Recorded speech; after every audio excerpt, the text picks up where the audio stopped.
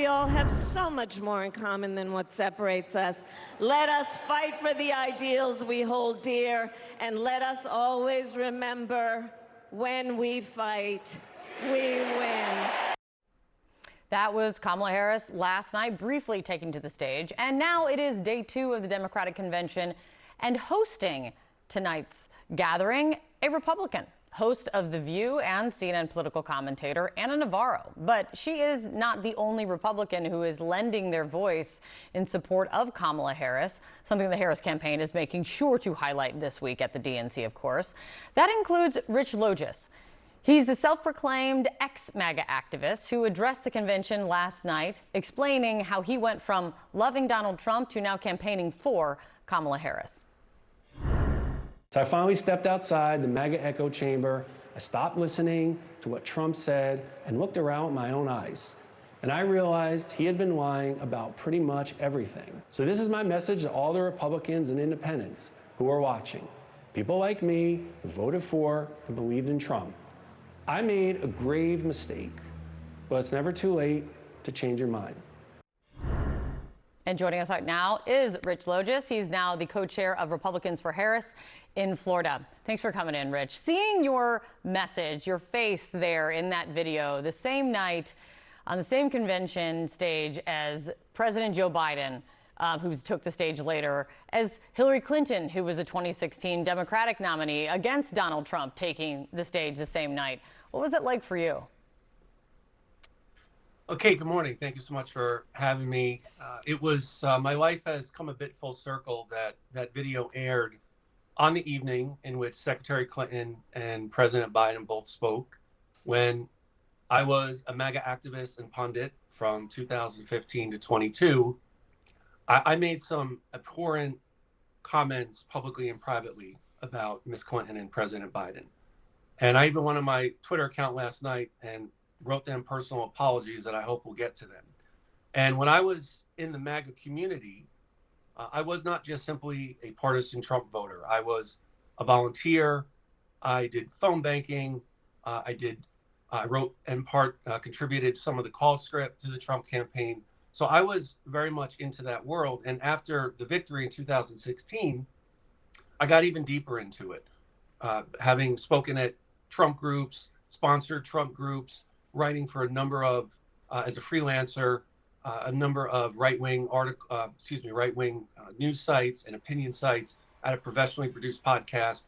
So I was someone who gravitated to the Trump campaign at the time in 2015. And Rich, you were deep in it, as you're describing. And one of the things I've been wondering is, how do you sum up what attracted you so much to Donald Trump then? And also, when was the moment that he lost you? So I consider myself at the time a very disillusioned American politically. And I saw Trump as an outsider looking to change the ways of Washington.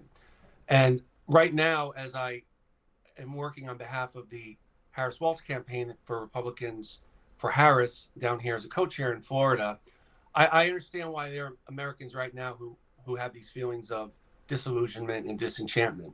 And I was asked to come on the campaign. I didn't hesitate when I was asked, because I think that there's a message that perhaps I hope I'm uniquely able to deliver, because there were a number of factors that led to my questioning my beliefs. They all happened in the summer of 2021. There was mismanagement of COVID by both Trump and my governor, Ron DeSantis. There was a better understanding of January 6th. I started to diversify my news and information sources, started to get out of that MAGA and right-wing echo chamber, started to realize that there were some beliefs I held that turned out to be wrong. There were other moments, such as when the Republican Party deemed the insurrection legitimate political discourse. And then there was the final straw for me, really, which was the Uvalde, Texas school shooting. So I went through an entire year of personal tumult, having to come to this conclusion that I was mistaken about pretty much everything that I believed. And I think it's important that I let viewers know that I take responsibility for everything that I said, all my rhetoric, all of my decisions. And it was on August 30th, 2022, when I published a mea culpa, in which I stated my remorse for supporting Trump and DeSantis and MAGA, And I wanted to acknowledge that mistake publicly because I was always very public in my support for Trump.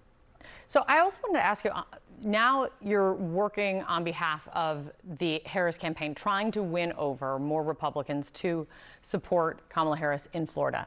And my colleague, John King, he spoke with some Republicans in Iowa who have wavered on Trump. One really stuck with me, saying that she did not want to vote for Trump this time, but then inflation started hurting just too bad. Let me play what she said. I would describe myself as being resigned, I suppose, to voting for Donald Trump. Again, I can't vote for the status quo. And I was absolutely better off during Donald Trump's presidency than I am today. I'm wondering, in the conversations that you're having or you're trying to have with Republicans in Florida, is the economy, is inflation, is it your biggest struggle? There's no question that that is an everyday concern for most Americans and will be throughout the duration of their lives. But in this particular election, I helped Donald Trump divide the country for many, many years.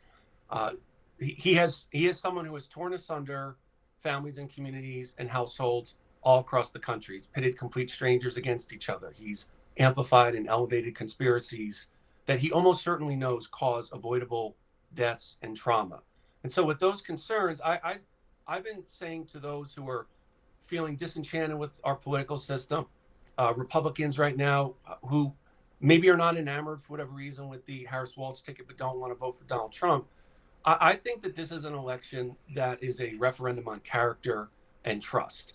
And we have, with the Harris-Walz ticket, very clearly a campaign who is inclusive. I am unaware of any major presidential candidate who has actually invited into the campaign to directly participate those whom they know are probably going to disagree with some of the policy style and substance.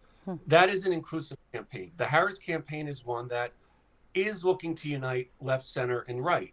And very clearly, that is not what the Trump campaign is trying to do.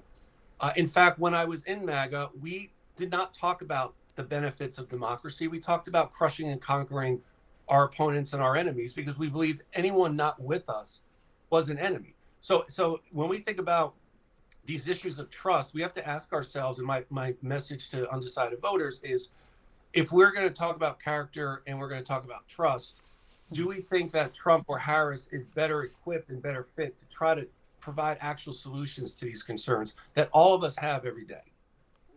It's fascinating, the conversations that I'm having with you and also the conversations you're having with fellow Republicans or trying to have in Florida. Rich, thank you very much for coming in.